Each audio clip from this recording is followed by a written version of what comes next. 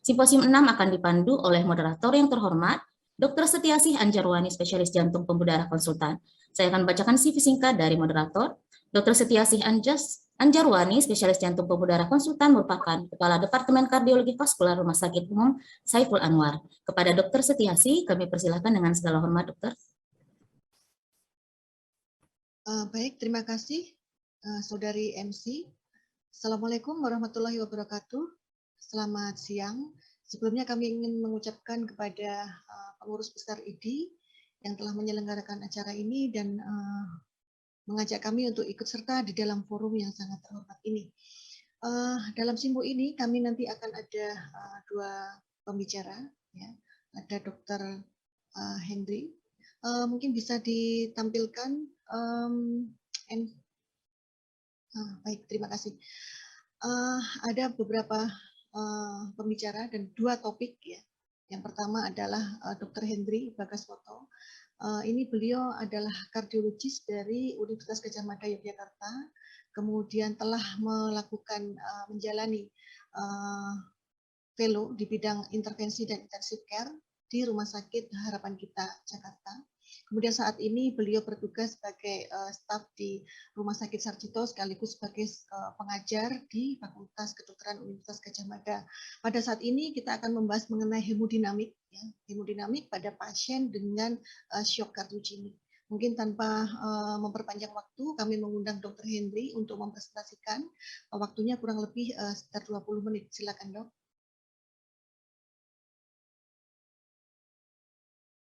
Baik, Assalamualaikum warahmatullahi wabarakatuh. Selamat pagi. Terima kasih Dr. Setiasih atas perkenalannya. Pada pagi hari ini saya akan membawakan topik mengenai asesmen hemodinamik dan manajemen pada cardiogenic shock. Sebagai pendahuluan, mungkin sebelum kita memahami materi sebelumnya, kita kembali lagi ke basic kita bahwa pengukuran tekanan darah itu merupakan suatu hasil perkalian dari cardiac output dikalikan resistensi vaskuler sistemik. Yang mana cardiac output ini sendiri dia akan dipengaruhi oleh dua hal, yaitu stroke volume dan heart rate. Dan stroke volume ini ada tiga hal yang mempengaruhi, yaitu preload, artinya volume yang akan mengisi jantung, kemudian afterload, yaitu resistensi yang harus dihadapi oleh jantung ketika dia memompa darah ke aorta. Kemudian yang terakhir adalah kontraktilitas, yaitu kemampuan otot jantung, baik otot jantung ventrikel kanan ataupun ventrikel kiri ketika dia memompa darah ke seluruh tubuh ataupun ke paru-paru. Dan pada suatu kondisi di mana terjadi penurunan kontraktilitas, yang salah satunya nanti tentang shock kardiogenik, cardiac output ini akan turun, sehingga mean arterial pressure atau tekanan darah akan turun. Di sini akan terjadi mekanisme kompensasi dari tubuh kita, yaitu berupa vasokonstriksi, yang di sini akan menyebabkan sistemik vascular resistance meningkat, sehingga MAP juga meningkat. Sehingga nantinya dalam hal pemantauan parameter hemodinamik ada beberapa hal yang bisa kita perlu ketahui, yaitu mengenai besaran cardiac output normal, cardiac index normal, kemudian MAP normal, kemudian PCWP atau tekanan ventricle end diastolic pressure yang normal, serta SVR yang normal. Nah, kita masuk ke mengenai apa itu cardiogenic shock. Sebagaimana kita ketahui, cardiogenic shock adalah suatu sindrom hemodinamik yang bersifat kompleks yang ditandai dengan adanya cardiac output yang rendah, yang mana hal ini nantinya dapat berujung ke kegagalan sistem organ dan juga kematian. Dan acute myocardial infarct atau infark miokard akut itu merupakan penyebab shock kardiogenik yang masih ditemui paling banyak. Selain infark miokard akut, shock kardiogenik juga dapat terjadi pada pasien-pasien yang sebelumnya telah mengalami gagal jantung akibat adanya disfungsi ventrikel yang berlangsung lama. Secara definisi, shock kardiogenik itu harus memenuhi beberapa syarat. Yang pertama, secara klinis, yaitu tekanan darah sistoliknya kurang dari 90 selama lebih dari 30 menit, atau kita membutuhkan obat-obatan seperti vasopresor untuk mempertahankan tensi tersebut di atas 40. Kemudian dari parameter hemodinamik, seperti yang tadi saya sebutkan di depan, kita bisa ditandai adanya penurunan cardiac index yang sangat rendah, yaitu di bawah 1,8 jika pasien tersebut tanpa support obat-obatan, atau kurang dari 2 sampai 2,22 jika pasien tersebut menggunakan support obat-obatan. Parameter hemodinamik lain yang ditandai yaitu adanya tekanan end diastolic pressure yang lebih dari 18 mm raksa, atau tekanan atrium kanan yang lebih dari 10 sampai 15 mm raksa. Selain itu, harus ditandai adanya salah satu tanda klinis, yaitu seperti status mental yang berubah, kemudian akral yang dingin, adanya clammy skin atau ekstremitas, oliguri yang ditandai dengan urit output kurang dari 30 cc per jam, atau pemeriksaan laktat darah yang menunjukkan lebih dari 2. Nah, mengenai penyebab dari cardiogenic shock itu sendiri, memang kegagalan ventrikel kiri itu paling banyak dijumpai. Namun, tidak terlepas dari itu, penyebab shock kardiogenik lainnya yaitu bisa disebabkan karena gagal ventrikel kanan, kemudian pneumotoraks, diseksi aorta, penyakit perikardium, valvular, aritmia, kardiomiopati lain, ataupun penyakit struktural disease lainnya. Kita masuk mengenai suatu hal yang baru yang dikeluarkan oleh SKY, di mana untuk shock kardiogenik kita dapat mengklasifikasikan berdasarkan SKY ini menjadi 5, yang mana klasifikasi ini penting untuk memahami patogenesis dari masing-masing stadium tadi dan juga mengguiding terapi yang harus kita lakukan. Berdasarkan SKY ini ada 5 klasifikasi, yaitu stage A, B, C, D, dan E. Kita akan lihat satu demi satu, di mana pada 5 stage ini dibedakan menjadi 2 fase, yaitu fase pre-shock. Artinya belum terjadi shock, yaitu stage A. Contohnya yaitu pada pasien-pasien yang berisiko tinggi untuk mengalami shock kardiogenik. Misalnya adalah pasien-pasien yang mengalami infak miokard akut. Di sini secara klinis yaitu masih ditemui pemeriksaan fisik yang normal dan juga pemeriksaan lab yang normal dengan tensi yang masih baik. Kemudian parameter hemodinamik juga masih baik. Kemudian jika stage B, di sini adalah pasien-pasien yang akan mulai mengalami cardiogenic shock, yaitu biasanya ditandai pasien ini hipotensi atau takikardi, tapi tanpa tanda hipoperfusi. Sehingga pemeriksaan fisiknya mungkin masih dalam batas normal dengan pemeriksaan lab yang masih normal, namun tensi mungkin sudah turun di bawah 90 dengan adanya takikardi. Kemudian yang stage C, D, dan E ini sudah tegak dengan shock kardiogenik, yang mana stage C ini dia klasik kardiogenik shock, yaitu pasien-pasien yang hipotensi ditandai adanya hipoperfusi, sehingga kita mungkin sudah membutuhkan intervensi seperti pemberian obat-obatan vasopresor atau inotropik atau pemberian alat bantu hemodinamik support. Di sini pemeriksaan fisik kita bisa lihat mungkin pasiennya sudah rongkinya penuh, kemudian sudah volume overload, kemudian ada shock, pasiennya akralnya dingin, urin outputnya rendah. Sehingga pemeriksaan labnya mungkin menunjukkan sudah terjadi peningkatan fungsi ginjal, kemudian fungsi liver, kemudian pemeriksaan laktat lebih dari 2, kemudian dari pemeriksaan hemodinamik sudah memenuhi standar dari kriteria shock kardiogenik tadi. Sementara stage D ini adalah pasien yang berada di stage C yang memburuk, yaitu ditandai biasanya dia untuk mempertahankan tensinya untuk mencapai minimal 90, dia sudah membutuhkan berbagai macam obat-obatan, misalnya kombinasi norepinefrin, adrenalin, vasopresin, seperti itu. Sedangkan stage E yaitu yang ekstremis, yaitu pasien-pasien yang mengalami cardiac arrest dan dilakukan CPR, sehingga pasien-pasien ini mungkin prognosisnya buruk untuk menuju kematian. Nah, semua stage tadi itu berdasarkan dari beberapa patofisiologi, yaitu pada stage A dan stage B, yang mana beginning tadi di sini systemic blood pressure masih bagus, sehingga respon dari systemic vascular resistance-nya masih normal atau tinggi, yaitu terjadi vasokonstriksi. Namun ketika memasuki stage C, D, dan E, di sini gejala kongesti akan lebih banyak dijumpai, dan juga gejala hipoperfusi akan dijumpai, dan secara parameter hemodinamik, systemic blood pressure dia sudah akan mulai menurun, bisa ditandai dengan systemic vascular resistance yang mulai normal atau bahkan sangat menurun drastis. Kenapa hal ini turun, systemic vascular resistance-nya? Karena sudah terjadi proses SIRS, yaitu systemic inflammatory response syndrome yang menyebabkan vasodilatasi, sehingga pada stage C, D, dan E ini bisa mulai terjadi adanya disfungsi berbagai organ seperti pada liver, pada pencernaan, pada ginjal, ataupun bahkan terjadi trombosis. Sehingga dari patofisiologi tadi kita bisa melihat adanya 4 kemungkinan presentasi hemodinamik pada pasien dengan shock kardiogenik, yang di sini bisa dibedakan berdasarkan status volumenya dan derajat hipoperfusinya. Derajat hipoperfusi bisa kita lihat paling gampang adalah pasiennya akralnya dingin, kemudian oliguri dan perubahan status mental. Kalau derajat volume status kita bisa melihat paling gampang ada tanda-tanda kongesti, seperti kongesti paru ataupun adanya edema. Di sini kita bedakan adanya wet and dry. Wet artinya pasiennya basah, yaitu ada kongesti, sedangkan dry tidak. Sementara hipoperfusi di sini kita bisa lihat cold and warm. Cold artinya adalah pasien ada akral dingin oliguri, sedangkan yang warm yaitu tidak ditandai tanda-tanda hipoperfusi. Yang paling sering ditemui adalah yang klasik cardiogenic shock, yaitu di sini tanda tanya pasiennya yaitu kongesti dan juga akralnya dingin. Di sini akan ditandai parameter hemodinamik, kardiak indeksnya turun, sistemik vascular resistennya naik, dan tekanan pengisian ventrikel kirinya juga naik. Sementara kalau yang di sini adalah pasien-pasien yang shock kardiogenik namun tidak ditandai ada tanda kongesti. Sehingga di sini tekanan ventrikel kiri, tekanan pengisian diastolik ventrikel kirinya masih cenderung normal. Namun kardiak indeksnya rendah. Sementara di kelompok di sini adalah pasien-pasien yang mulai ditandai sistemik vascular resisten yang mulai turun, yaitu terjadi vasodilatasi, dan di sini masih hangat, artinya tidak ada tanda hipoperfusi, namun kondisinya kongesti. Sehingga di sini namanya vasodilatory cardiogenic shock. Sementara pada bagian yang keempat di sini adalah pasien-pasien yang dia secara klinis ditandai dengan sistemik vascular resisten yang rendah, kemudian dia masih hangat akralnya, dan dia tidak ada kongesti, sehingga kemungkinan besar ini bukan merupakan suatu cardiogenic shock, namun vasodilatory shock lainnya, misalnya ditandai dengan septic shock.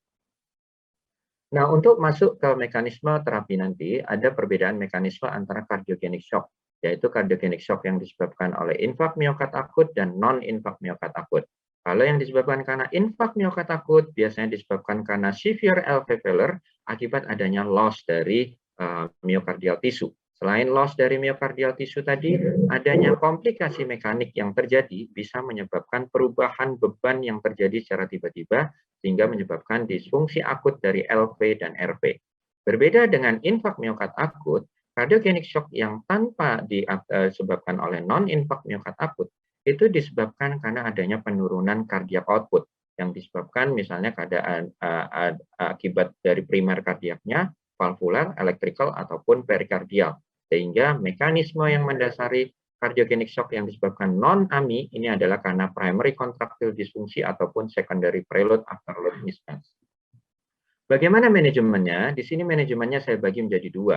Manajemen shock kardiogenik yang berhubungan dengan infak miokard akut, ada 4 hal, yaitu kita harus melakukan triase, perlu tidak pasien ini dilakukan manajemen invasif untuk kateterisasi atau PCI, nantinya berdasarkan stage dari SKY.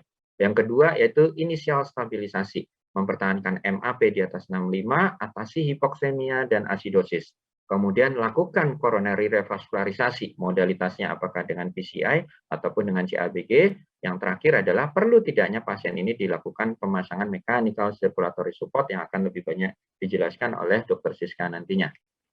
Nah, kita lihat dari algoritma ini, ketika kita menemukan pasien dengan shock kardiogenik, kita lihat stage-nya. Ketika pasien itu blood pressure-nya stabil, perfusinya bagus, respiratory bagus, yaitu stage A, maka kita bisa langsung lakukan direct revaskularisasi pada culprit lesinya. Ketika pasien itu berada pada stage E, yang tadi sudah sangat jelek sekali, maka kita bisa mempertimbangkan apakah kita terapi paliatif saja. Bagaimana yang berada pada stage B dan D? Stage B dan D kita harus stabilisasikan pasiennya. Jika pasiennya tekanan darahnya rendah, ada tanda malperfusi, maka berikan vasopresor atau inotropik. Ada tanda-tanda hipoksemia atau asidosis, pertimbangkan. Perlukah kita lakukan intubasi atau ventilasi? Kemudian cari kausa shocknya tadi. Apakah berhubungan dengan komplikasi mekanik atau tidak? Jika berhubungan dengan komplikasi mekanik, lakukan surgical consult. Kemudian kita perlu pertimbangkan, apakah perlu pasien ini lakukan mechanical circulatory support seperti ABP, ECMO, dan lain-lainnya. Ada beberapa yang menjadi pertimbangan yang mungkin nanti akan lebih banyak dibahas oleh pembicara selanjutnya. Nah, untuk bagaimana modalitas coronary revaskularisasi sebagai guideline terbaru menunjukkan bahwa baik pasien ACS yang STEMI ataupun NST-ACS strategi dengan PCI itu merupakan kelas rekomendasi kelas 1. Jika anatomi koronernya tidak memungkinkan untuk dilakukan PCI, maka kita bisa lakukan dengan emergency CABG. Kemudian bagaimana pembuluh darah arteri yang dibuka pada pasien dengan shock kardiogenik, itu kelas rekomendasi 2A untuk membuka pembuluh darah yang bukan culprit juga ketika dilakukan primary PCI. Dan ketika anatomi koronernya tidak cocok untuk dilakukan PCI, maka CABG dapat menjadi pertimbangan. Lalu bagaimana mengenai manajemen pada pasien shock kardiogenik yang bukan penyebabnya infak miokard akut? Ada beberapa hal yang perlu kita perhatikan nantinya, yaitu manajemen cairan, penggunaan vasopresor inotropik, mechanical circulatory support, kemudian mechanical ventilatory support, renal disfungsinya itu sendiri, serta manajemen hipotermia. Di sini kita lihat dari bagan dan kita akan fokus pada pasien shock kardiogenik yang bukan karena infak miokard akut. Di sini kita harus identifikasi etiologinya. Apa penyebab dari shock kardiogeniknya? Apakah pasiennya mengalami sebelumnya kardiomiopati ataupun pasiennya tamponade atau penyakit valvular, miokarditis, RV failure atau post cardiac surgery atau akibat kemoindus pada pasien cancer. Sehingga di sini manajemen utama pada pasien shock kardiogenik yang bukan infak miokard adalah etiological treatment tersebut. Sehingga kita harus tahu etiologinya. Kemudian kita harus siap-siap mengaktifasi HATIM, yaitu untuk kemungkinan nantinya perlu tidak dilakukan short-term mechanical circulatory support ataupun operasi-operasi urgen seperti pada kasus tamponade ataupun post cardiac surgery atau endokarditis pada pasien dengan gangguan katup. Ketika pasien-pasien tadi sudah kita cari etiologinya, kemudian masukkanlah di ruang intensif untuk dilakukan monitoring, optimisasi volume, kemudian pemberian vasopresor atau inotropik, dan manajemen spesifik organ yang paling sering adalah seperti acute liver injury atau acute renal injury. Apabila ternyata hemodinamiknya masih tidak stabil atau refraktor, maka pertimbangkan penggunaan mechanical circulatory support.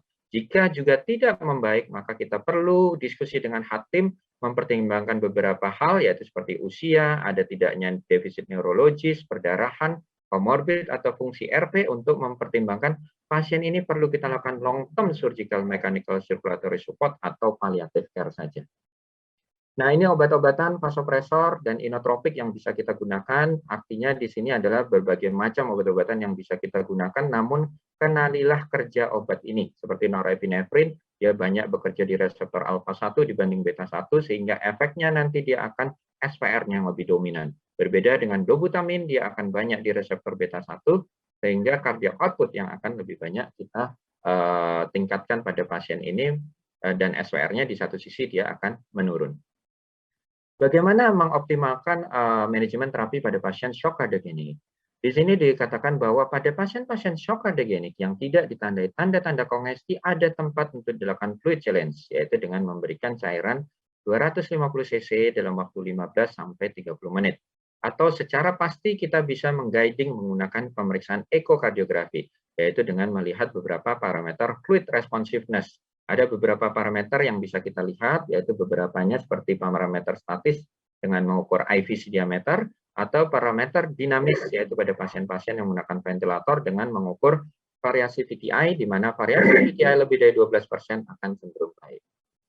Kemudian yang terakhir, dari guideline yang terbaru dari heart failure, bahwa pada pasien-pasien shock kardiogenik, kita lihat bahwa penyebabnya ACS atau tidak. Jika ACS, maka dilakukan revaskularisasi. Namun jika tidak ACS, kita lakukan treat sesuai identifikasi etiologinya. Kemudian kita pertimbangkan tadi, yaitu manajemen ventilasi, pemberian vasopresor dan inotropik, dan apakah perlu pasien tersebut dilakukan short-term mechanical circulatory support.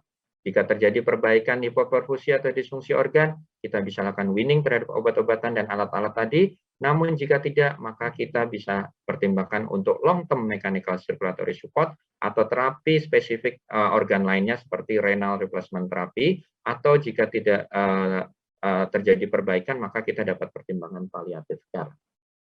Sebagai take home message, bahwa cardiogenic shock adalah suatu sindrom yang bersifat multifaktorial yang masih tinggi mortalitasnya. Dan patofisiologi dari cardiogenic shock tadi dapat menimbulkan beberapa profil hemodinamik yang berbeda-beda. Sehingga memperhatikan presentasi hemodinamik dari cardiogenic shock itu sangat penting untuk memprediksi prognosis dan juga mengguiding kita terapi apa nanti yang tepat. Dan cardiogenic shock dapat disebabkan oleh infak miokard akut dan non-infak miokard akut. Dan untuk manajemennya, identifikasi awal dan treatment terhadap underlying kausanya disertai adanya stabilisasi hemodinamik dan manajemen dari masing-masing spesifik organ tadi merupakan komponen yang penting untuk mempengaruhi survival pasien. Baik, terima kasih. Sekian presentasi dari saya. Assalamualaikum warahmatullahi wabarakatuh.